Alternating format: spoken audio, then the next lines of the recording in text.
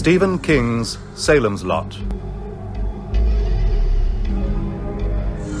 Dramatized in 7 episodes by Gregory Evans.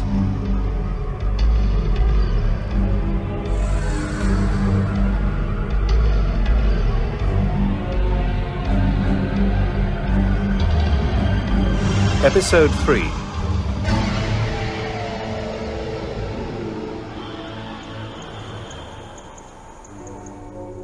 Looking back on that time when the sky was darkening and the storm was blowing up, I'm amazed how slow I was to understand. You could sense the evil, surely. Oh, yes, Father. It was there. At the funeral of Danny Glick, hanging in a cloud around the Marsden house.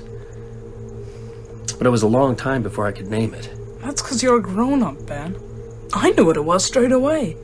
But I know if I said it out loud, no one would believe me. Was it important to name it? Yes, Father. It was only when we knew what we were up against that we could begin to fight it. You can't start a fire without a spark. Matt! Matt Burke! Matt! Ben! It's open! Come on in! Matt? Hi. Thought I got the wrong place. Why? Oh, the music. Yeah, I expected, I don't know, something a little more sedate. Well, I've been a rock fan since Buddy Holly. Great music. No argument there. Dinner will be 15 minutes. Great. In the meantime, why don't you fix the drinks?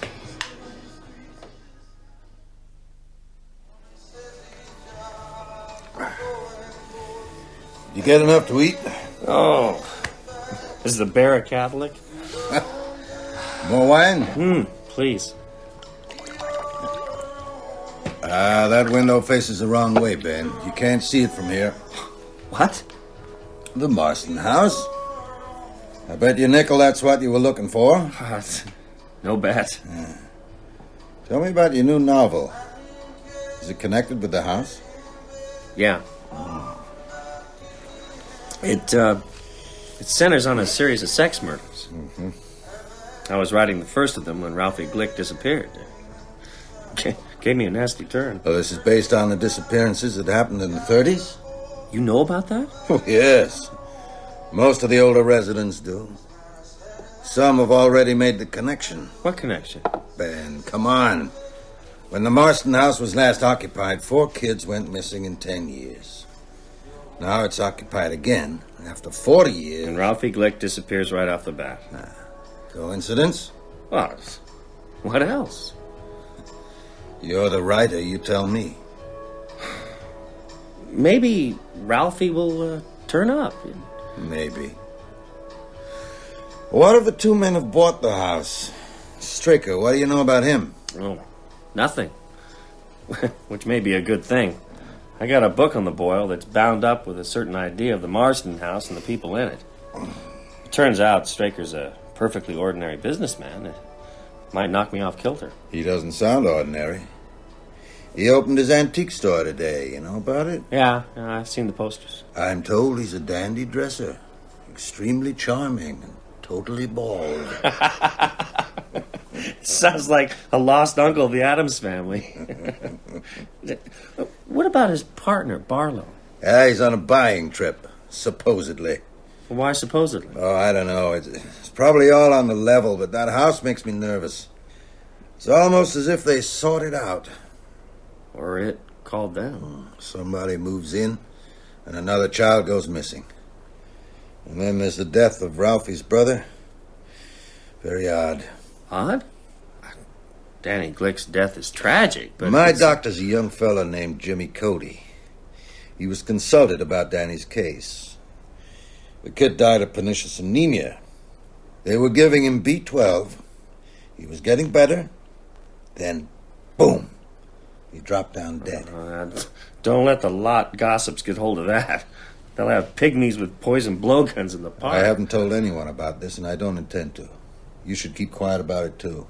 And about your book. I've already been given that advice. By Susan Norton, no doubt. Yeah. Oh, speaking of Susan, I better get going. I'm seeing her later. Yeah, well, I'll come with you. I think I'll drive over to Dell's, have a couple of beers. Helps my insomnia.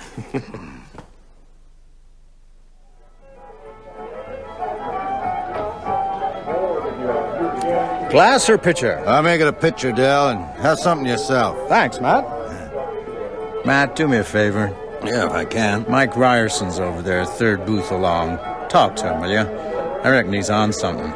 Something bad.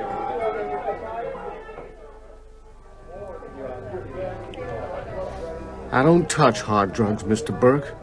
Just grass. And I ain't had any of that for months. I'm sick. Is that the truth, Mike? I've been sick since I fell asleep out on Harmony Hill Sunday night. After Danny Glick's funeral? Yeah. I went to fill the grave, and after that, everything... Can't remember. Oh, God, my head. What happened, Mike? Try and remember. Singing. Remember singing. What? Sweetest singing I ever heard. And a feeling like drowning. Only it was good. Woke Monday morning, lying on the ground. So tired. Sun was up. I was scared of getting sunburned. In October? I went into the woods. Crashed out. Slept till near dark. Must have finished the job. Can't remember doing it, but the grave was all filled in. What about Tuesday? Never saw Tuesday. Not till after dark. Slept the whole day. How do you feel now? Terrible. Thought a few beers would cheer me up, but one sip and I wanted to puke. Had this dream. What dream? Bedroom window was open. Must have opened it myself. Someone was there. Who? I got up to ask him in. Like you'd invite in an old friend who was cold. Or hungry. Who was it, Mike? Who was at the window? It's only flu or something, isn't it, Mr. Burke? I'm not really sick. I don't know. Oh, God, I'm scared. I'm so scared. Mike, you need a doctor. Come home with me. You can sleep in my guest room tonight. Tomorrow I'll call Dr. Cody. Will you do that? If you say so. I don't care.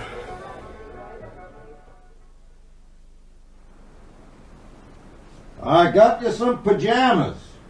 It's okay, Mr. Burke. I always sleep in my skivvies. My God. You look like you haven't eaten for months. Mike, turn your head. Where did you get those marks? What marks? On your neck. Scratches. No. They're more like... Look in the mirror. Never seen them before. They don't hurt none. What you doing, Mr. Burke? Closing the window. I like a bit of air. Oh, it must be shut. Mike, if anything happens in the night, anything, call me, right? Right, Mr. Burke. Even if it's just a bad dream. I mean it. I'll be in the room next door.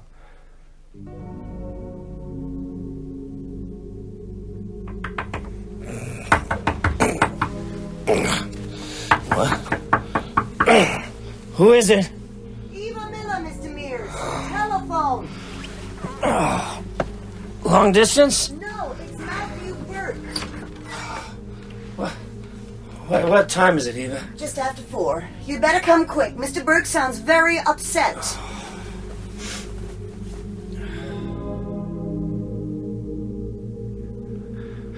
I can't tell you. Not on the phone. Just come. 10 minutes. Ben, Yeah. have you got a crucifix? What? No, I'm a Baptist. I was. Get one. Matt? Who's that? It's me. Jesus, Matt, put that away. Is it loaded? Yes. Though it'd do no good. Unless I used it on myself. Did you bring a crucifix? Yeah. Eva let me this.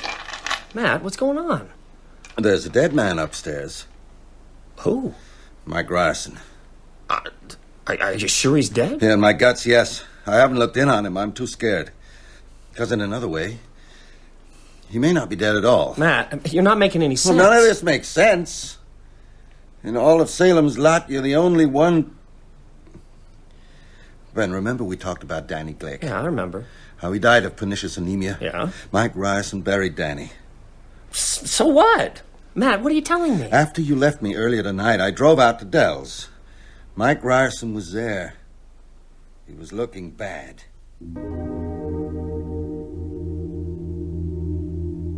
There was no sound from Mike's room. I assumed he'd fallen asleep, which was more than I could do. I had all this stuff spinning around in my head, literature and fables and folklore, Coleridge's Christabel, Bram Stoker's evil fairy tale. Then out of the silence, I heard Mike's voice. He said, "Yes, come in." Who to? I don't know. But I heard the window in the guest room being opened, and I started to pray. I couldn't help myself. You didn't go and look? Ben, I was paralyzed with fear. I've never been so afraid. Well, there was a silence. And then I heard a laugh. The high, sweet, evil laugh of a child. Oh, Matt. Ben, it all points to one thing. Mike's story, the marks on his neck, those noises. No. Matt, that's not real. Well, there are monsters in the world, yes. Torturers, mass murderers, child molesters, but not this. Not this. You got any other ideas? What did you do then? I sat on my bed for 4 hours. And then I crept downstairs and called you. We better go up and take a look. Dawn's coming up. Yeah. It all seems like a terrible dream. Well, maybe it is. Maybe Mike's up there sleeping like a baby. Ben, could I wear this? Sure. Makes you feel better. It's odd. I'm not a believer, but it does. Hey, you think they'll let me wear it in the funny form? You want the gun, too? Oh, no, I'd probably stick it in my belt and blow my balls off.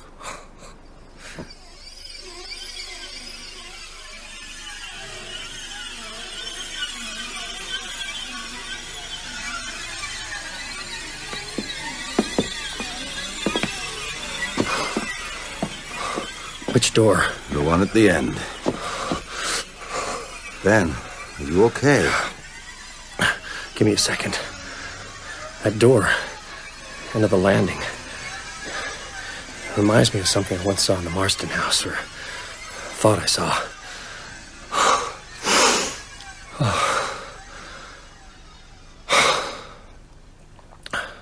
Fine now.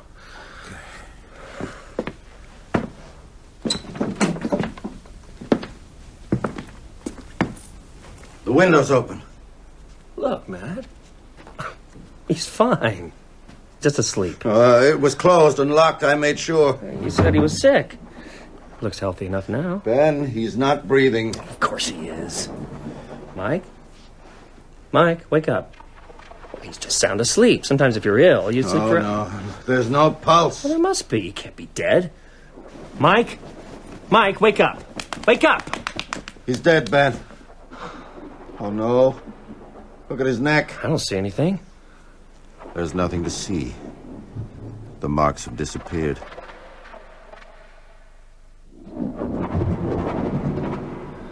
There was, dried blood on the sheet. One spot. Did you see that? Yeah. According to folklore, the marks disappear when the victim dies.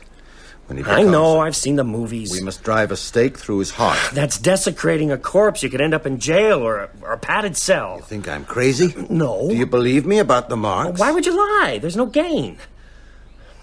Unless you killed him. Maybe I did. Well, I can't see why or how. And anyway... Anyway, what? No murderer in his right mind would invent a story like yours. We keep coming back to my mental health. Matt, are you sure Mike Ryerson wasn't sick with some virus and just happened to drop dead in your house? Ben, I told you what he said. I saw the marks on his neck. I heard him invite someone in. And then I heard that laugh. I've let out whisper to this and people think you're insane.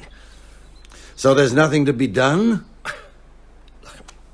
You have a theory about who or what killed Mike Ryerson. It can be proved or disproved. I don't believe you're mad. But I also don't believe in vampires. There. You've said it. So, we must put your theory to the test. How? Call your doctor. Cody? Yeah, Jimmy Cody. Call Parkins Gillespie, too. Tell them you went to Dell's and saw Mike was sick and brought him home. Around 3 a.m, you went in to check on him. You couldn't wake him, so you phoned me. That's all? That's all. Don't even tell him Mike's dead. Ben, how can I not... Christ, it doesn't even look it. Looks like he might get up at any moment and stroll away. That bothers you too, doesn't it? Oh, it bothers the hell out of me. Suppose I do all that. What then? There's an autopsy, and if Mike died of some disease, they'll find it. And if they don't? Then we'll watch Mike's grave to see if he rises up, or whatever vampires do.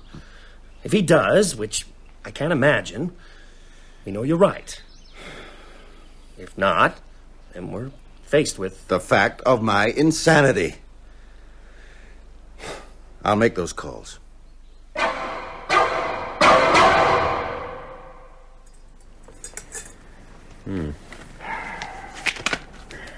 You know, he sure don't look like a corpse.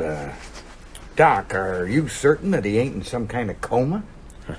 He's stone dead, Constable. His condition reminded me of what you said about the Glick boy, Jimmy. Matt, that was a privileged communication. If Danny Glick's folks knew I'd mentioned that, they could sue me. Would they win? Probably not. Help me turn him over. Right. What's all this about the Glick boy, Dr. Cody? Nothing. No connection. Any idea how he died? Not violently, that's for sure. There's not a mark on him. Doc, we'll leave you to finish up here, and Matt, maybe you'd tell me the whole story over a pot of coffee, okay? And Mr. Mears, I'd like to hear how you got into this, too. Then you and Jimmy Cody arrived. You know the rest. You two ain't holding nothing back on me now, are you? Park, there's nothing to hold back. Well, it's goddamn funny. Weasel's dog, the Glick boys, now Mike. That's a year's run for a pissant little burg like ours. Mr. Mears, I hope you ain't thinking of leaving us just yet. I'd like you at the inquest. I'm not going anywhere. No. Yeah, I hear you're sparking Bill Norton's girl. Guilty? She's a fine lass. I guess she doesn't see much of Floyd Tibbetts these days. Haven't you got paperwork, Park? Yeah, a whole stack. This job's more trouble than a bitch in heat last couple of weeks. If you're okay now, Matt, I'll go too. I've got some sleep to catch up. No, I'm fine. Thanks, Ben. It's strange about the Marston house, ain't it? How's that? Well, all this trouble. It started when those folks moved in. Maybe that old house has got a hex on it. How are you? Take 30 here in Portland. And today we've got a great lineup of songs for you. And singers, we've got Barry Manilow and Diana Ross coming up in the next few minutes. And in a minute we'll have Barbara with the...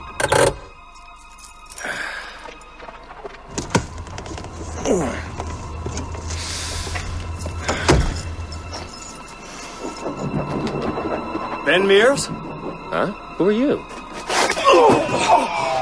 Son of a bitch, you stole my girl. Oh, Floyd. Floyd, wait! I'm gonna kill you.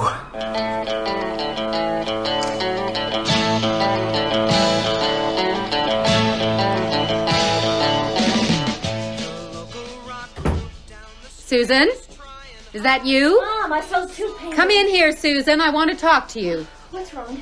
You haven't heard? Heard what? Mike Ryerson died last What? night at Matthew Burke's house. And who should be there but your writer friend, Mr. Benjamin Mears? Ben? Mr. Burke says he met Mike out at Delbert Markey's tavern and took him home because he looked sick.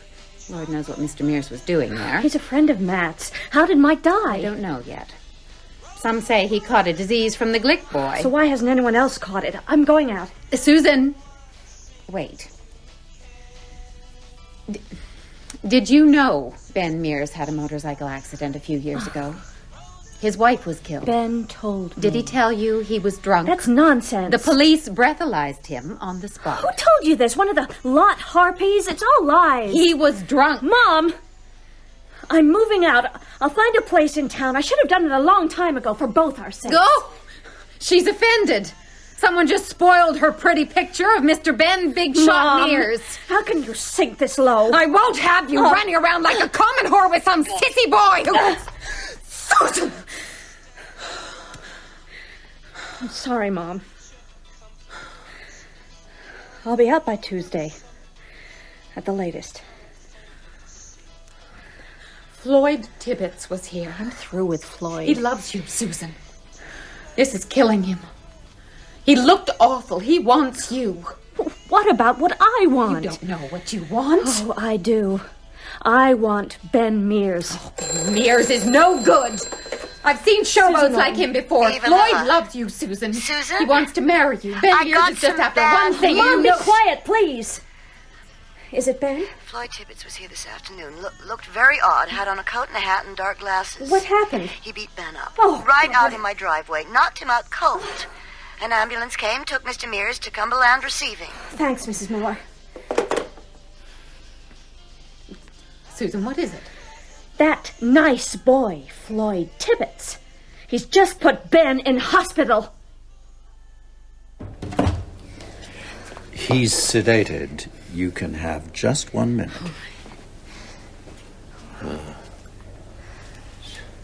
Susan. Ben. Easy now. Real killers in this town, aren't they? Ben, I'm so sorry. I heard about Mike. What happened? Not now, Mr. Mears. Give the airplane glue a chance to set. What, darling? Is it dark? Yeah. I want you to see Matt Burke. Must tell you everything. Tell him I says so.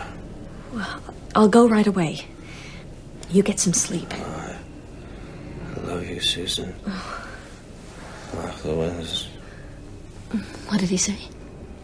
It sounded like lock the windows. So Floyd Tibbets decides to play the wronged lover. Damn. It couldn't have come at a worse time, just when we were beginning to understand. Understand what? Matt, I want to know what's going on. Ben said you should tell me. Well, easy to say, harder to do, but I'll try. I have to start with meeting Mike Ryerson in Dell's Tavern last night, which already seems a century ago.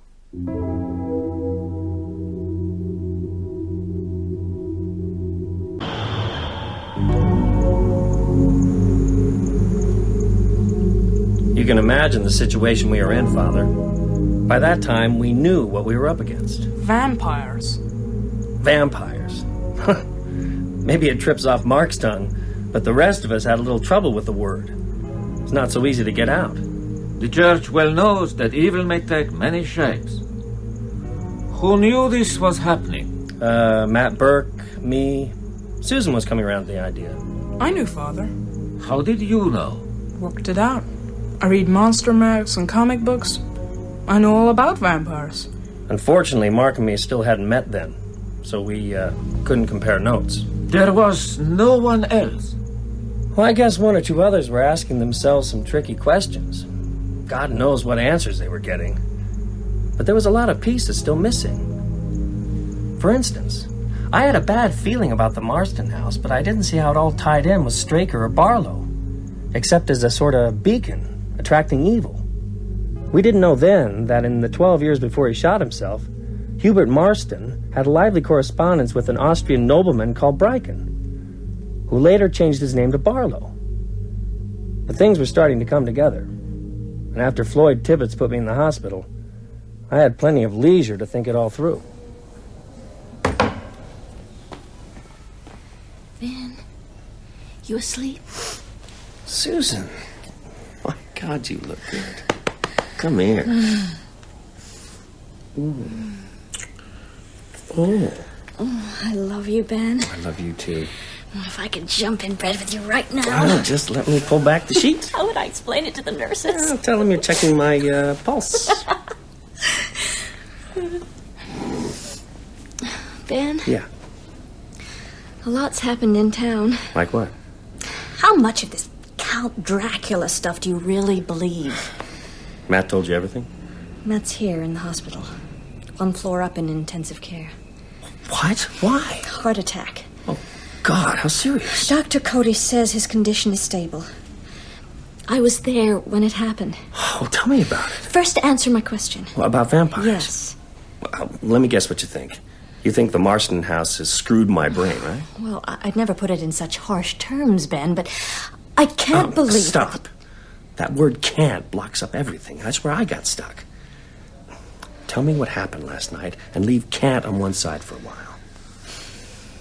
Matt had just finished telling me about Mike Ryerson when he heard someone upstairs. Uh-huh. He was very scared, but he went up alone. I heard him call out, then... I can't. Oh, can't. Put it aside. Just tell me what happened. There was a thud, like something had fallen. I heard a voice. Well, whose voice? Well, it was odd. Distorted. It sounded like Mike Ryerson. It can't have been, of course. That word again. Ben, it can't. Mike's dead. Maybe it was a tape recording. Maybe... Oh, Susan. I don't know. Matt murdered Mike, cooked up the vampire story, and did a ventriloquist act while I was downstairs. Well, then gave himself a heart attack to make it all more real? Right. Something really happened to Matt. Something that scared him almost to death. But not vampires. It's not rational. No, there's a lot going on in Salem's Lot that's not rational. Take your ex, for instance. I'm sorry, Ben. That's a side of Floyd I never saw. I can't understand it. Well, where's Floyd now? In jail. Parkins Gillespie's waiting to see if you want to press charges. Yeah. Well, I don't want Floyd charged, but I do want to talk to him. About us? No, about why he came at me wearing an overcoat, a hat, dark glasses, and gloves. What? Yeah. Yeah, the sun was out. It was shining on him. I don't think Floyd liked that. Hey, Floyd, wake up. I got your dinner. Hey, come on, Floyd. I got your dinner. Move yourself. Floyd, time to wake up. Nolly! Nolly! What the hell you doing in there, Nolly? Are you calling the hogs? Floyd Tibbets won't move, Park. Don't seem to have shifted off his bunk for more than 20 hours. You think he's sick? If he is, beating the bars with that goddamn tray won't make him any better. Here, give me the keys. Careful, Park. Could be playing possum. Waiting to jump you. Oh, Nolly, you've been watching TV again. Floyd. Floyd, are you all right? He's dead, ain't he? Oh, right the first time, boy. Jesus, he don't look dead. Looks more like he's cutting a few Z's. Yeah. Well, it's just like Mike Ryerson.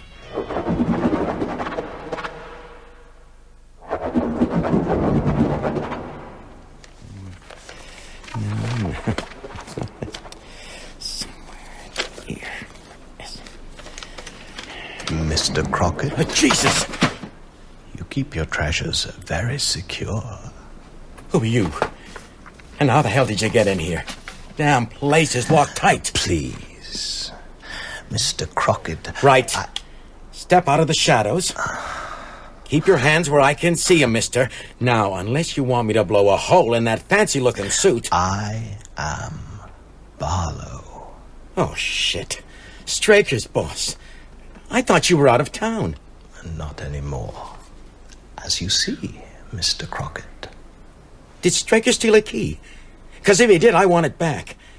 I'd done some stuff for you, and Straker paid me well. But this is a private office. Put the gun down, Mr. Crockett. It can do no good. No good. So many guns in America. Such faith in these toys. This is a strange land. I was told of your town by a brilliant man, a former townsman himself, now, sadly, deceased. He was right. The folk here are full-blooded, stuffed with aggression and darkness so necessary to... there are no words for it in English. Poco.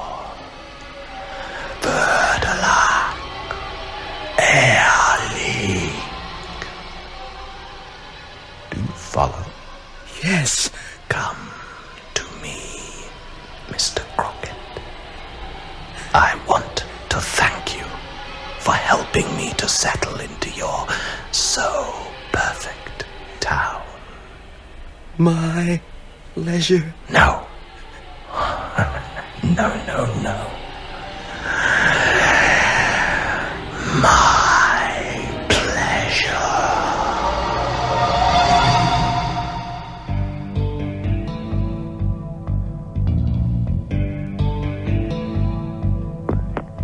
Ben, Floyd Tibbets is dead. Died in his cell last night. Acute anemia, but Floyd had high blood pressure. And Larry Crockett was found dead in his office this morning. No signs of violence. No one had broken in. He was just dead. Got to get out of this hospital. Ben, there's more. What? Mike Ryerson's body is missing from the morgue. That's it. Susan, have you got a crucifix? I've got some love beads. I'm serious. Can you get one tonight? I've got a girlfriend who's a Catholic. I could walk over... No, stay in the house. Make one. Leave it by your bed. Ben, I don't believe this. I don't care what you believe. Just make the cross. Humor me, please. Okay. Can you come to the hospital tomorrow around 10? Yes. Good. We'll go up and see Matt. Tell him everything that's happened. Then we better talk to Dr. James Cody. He'll think you're crazy, Ben. You must know that. Maybe. But it all seems more real after dark. Wouldn't you say?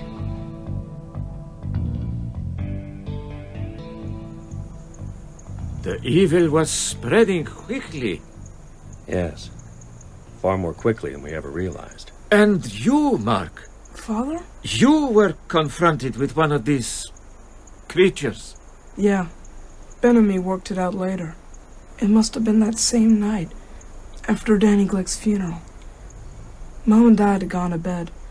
I was asleep. Then something woke me. A noise in the dark.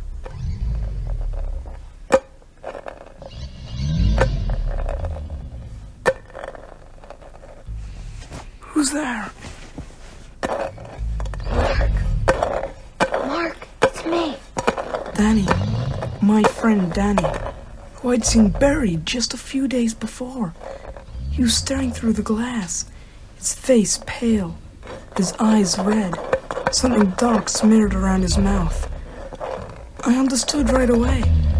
Not only because of all the magazines and models and stuff, but because I was so frightened. Open the window, Mark. Let me come in. No! I come to play with you. I don't want to Just play. like I promised. Don't you remember? Go away! You're dead! You're dead! You were going to show me your models. Your monster models. Will you show me? Come to the window, Mark. It's not so bad. Look into my eyes. Not so bad. You won't be afraid anymore. Open the window, Mark. Say, come on in, Danny. Say it! No! Mark! You can't come in, can you? Not unless I invite you. Let me in. I command it. He commands it. In vain he thrusts his fists against the post Mark? and still insists he sees the ghosts.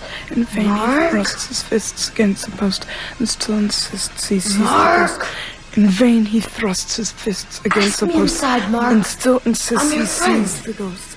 In vain He'll he be your thrusts his friend. fists against the post and still insists he sees the ghost. Mark? In vain he thrusts. Ask me inside.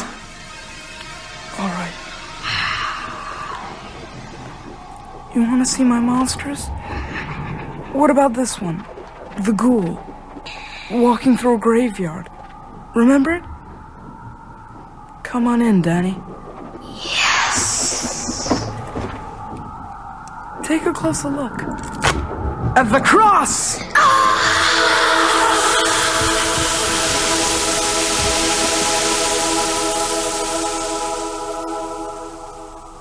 When I touched him with that little plastic cross broken off the model, it went through his flesh like he was smoke. So I kept a hold of it as I went back to sleep. Matt Burke faces something like that and gets a heart attack brought on by fright. Mark, he turns over and goes back to sleep. I guess that's the difference between men and boys. I heard Mark's story much later, of course. But the next morning, Susan and I were in a room at the Cumberland Hospital, listening to the account of a similar event. His chest was pale and thin. When he saw the crucifix, I must stop saying he. That wasn't Mike Ryerson. It called out something, and then went backwards out of the window like a diver off a board. I heard Susan call out from downstairs. That's right. My chest filled with pain. I keeled over, saw the crucifix in my hand, and felt glad I had it. Next thing I know, I woke in here, hooked up to all these nasty machines. So, what do you think of this hearsay? Well, ever since Susan told me her side of the story, I've been trying to find some rational explanation for it all. So far, I've failed. And you, Susan? Who used to write such well-organized essays?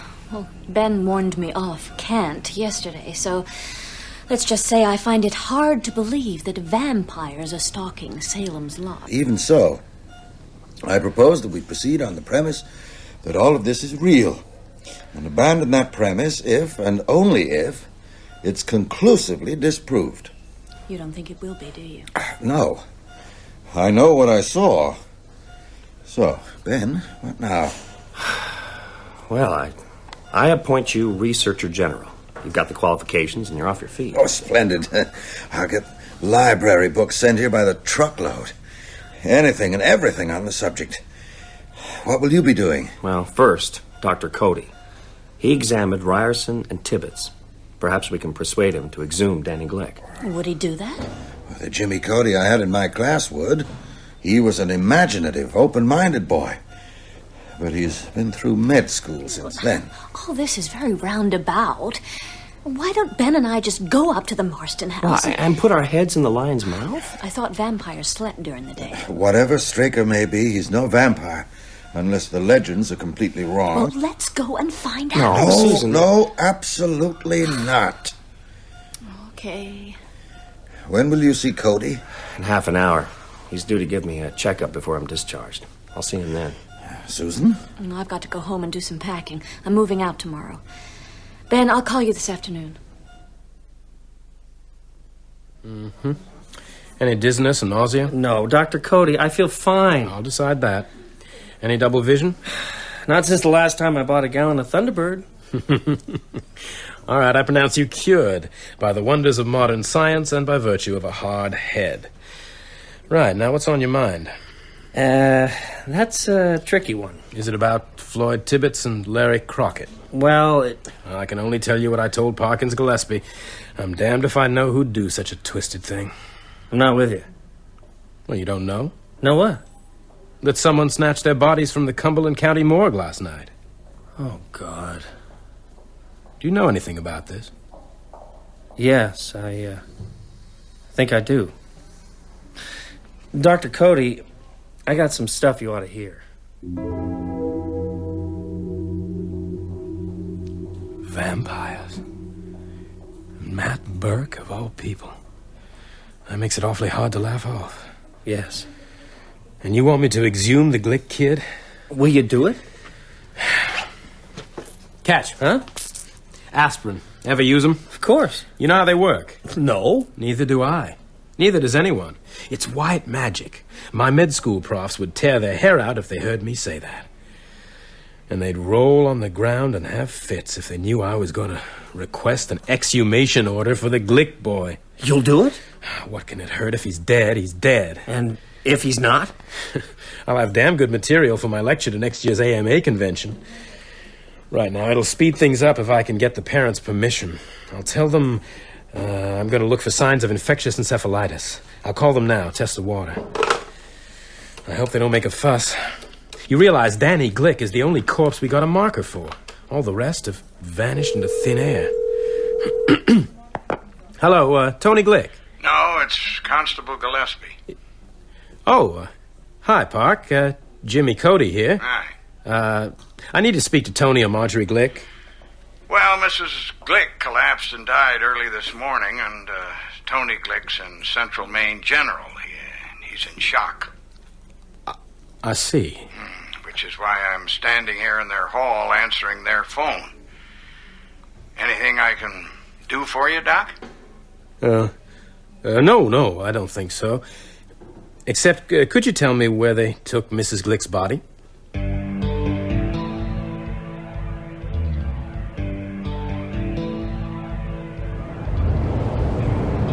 You know, Ben, this is a paranoid's dream. How many people in the lot could drop out of sight and not be missed for a month? 200? 3? Oh, surely not. There's no industry here. People work in Portland or Lewiston or Gates Falls, so a rise in absenteeism wouldn't be noticed. Same with the schools, and TV has killed off the old neighborhood get-togethers. A vampire colony could form in Salem's lot, and no one would know. It could be happening now. People lying in closets, in cellars, waiting for dusk. The next day, bang. Less people on the streets. Hey, let's take it easy, shall we? I mean, none of this is proven. If we were dealing with typhus, the town would be in quarantine by now. I doubt that. Don't forget, only one person has actually seen anything. Well, hardly the town drunk. True. We'll be at Maury's in 5 minutes. I better get my story straight.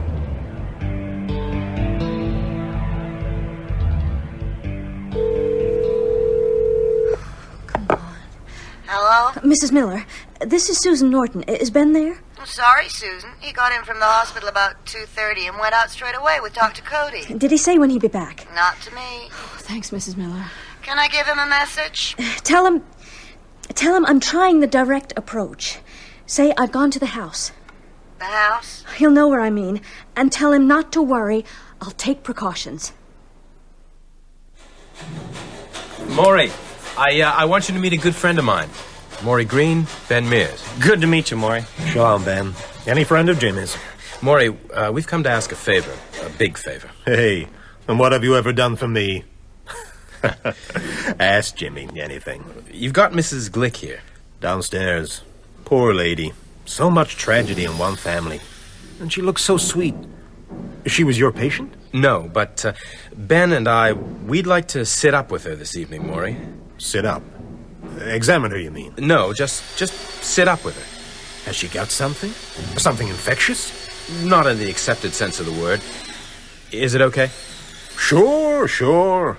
I thought you said a big favor. This may be bigger than you think. I'll make some coffee, then I'm up home. Here's the keys to the embalming suite. Lock up when you go. Thanks, Maury. Anytime, Jimmy. Just do one thing. Of course, what? If she says anything, write it down.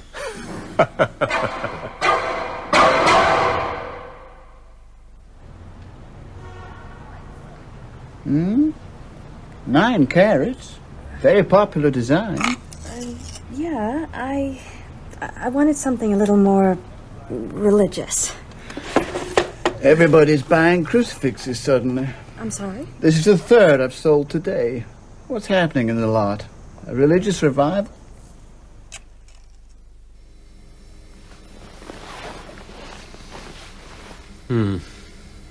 Interesting. No visible trauma. Without an autopsy, it's impossible to say how she died. But her condition is strikingly similar to Mike Ryerson's. You can see for yourself. No surface lividity. No rigor.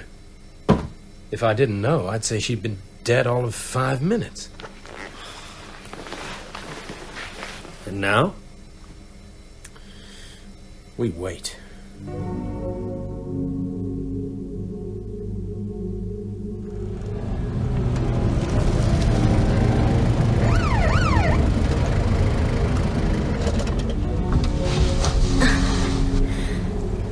You out for a drive, Miss Norton? Hi, Nolly. I'm afraid I've taken a wrong turn. Guess you must. This road don't lead nowhere but the Marston house. Is that where you've just been? Guess so. Oh, did you meet the mysterious Mr. Barlow? What's he like? Everyone's dying to know. Lord knows, there's no one there. So, Mr. Straker... No sign of him. You better drive to the end, Miss Norton. Then turn round, head back the way you came. See ya. Bye, Nolly.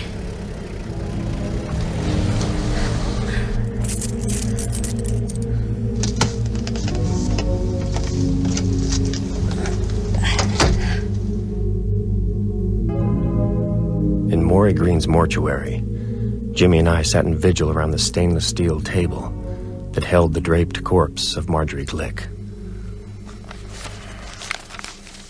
According to the paper, sun sets at 7:02. It's, 5 more minutes. Mm-hmm. Oh, I doubt if vampires rise at almanac sunset. I mean, if they exist. Oh, God. Oh, Ben, I've just thought, where's your cross? Cross? Jesus, I don't have one. Pass me my bag. Okay. Tongue depressors. And adhesive tape. Adhesive tape, yeah. And here, let me wrap that around there. There, yeah. Oh, great, okay. 1 instant crucifix. Smart, huh? Now, bless it or something. I don't know how. You're the writer. Use your imagination. But for Christ's sake, hurry. Something's about to happen. I can feel it. Can't you feel it? Yes. In the name of the Father, Son, and Holy Ghost, and the Virgin Mary, bless this makeshift cross and let it... Bless it! The Lord is my shepherd. I shall not want. He maketh me lie down in green pastures. He leadeth me beside the still waters. He restoreth my soul. He leadeth me in the paths of righteousness for his name's sake. Yea, though I walk through the valley of the shadow of death, I will fear no evil. Oh, my God. Oh, my God. Man. Her hand. Marjorie Glick's hands snaked out from below the sheet. Her fingers danced jaggedly in the air, twisting and turning. Am I seeing this? Oh. Danny. Danny, darling, where are you? Stay right there. Get back. Come here. Come to me. Jimmy, don't look at her. Don't look at her eyes. Where is my son? What have you done with him? Man, the cross, the cross. Use it. I noticed for the first time that the cross was glowing. Bluish light spilled over my hand. I can feel it. I can feel the power. That's it. Now drive her back. I'll grab her from behind. Jimmy, no. Got her, Jimmy. She fell on him like a flash, gripping at his collar. I saw the predatory lunge of her head, the yawn of her jaw. I grabbed her hair and yanked her up. Then I remembered the cross. I drove the makeshift crucifix hard under the chin. It continued upward with no resistance. In the name of God, go! Go from this place! I'll be back for you, me, or others. And soon there will be so many others. As I watched, her body seemed to elongate and become translucent. One moment she was there, laughing. The next, she was gone. Oh, God. Her mouth. Her dirty, filthy mouth. Jimmy, she's gone. It's okay. She bit me. Oh, my God, she bit me. Ben, don't touch me. I'm unclean. What can I do? My bag. Get my bag. Jesus, man, I can feel it in there. I can feel it working in me. What am I looking for? Disinfectant. That's this? Here. Yes, on my throat. There are 2 punctures. They're the jugular. One's fairly clean, the other's... Pour it in! Right in the wound! The blood's washing out. Put the cross on my neck. If I'm still dirty from her, it'll do something. Hold still. Nothing. Oh, thank God. I thought I was going mad. When she was doing it, I liked it, Ben. That's the hellish part. If you hadn't been here... Just don't think about it. Oh. There's one more thing I have to do. Something I don't like. What's that? Help me up, Ben. Okay. Oh, we could be in big trouble. We must get our stories... Oh! No! Oh! As Jimmy slugged me, stars swirled in my brain. I fell heavily, groping madly for the cross, thinking, "You fool. You stupid, stupid fool."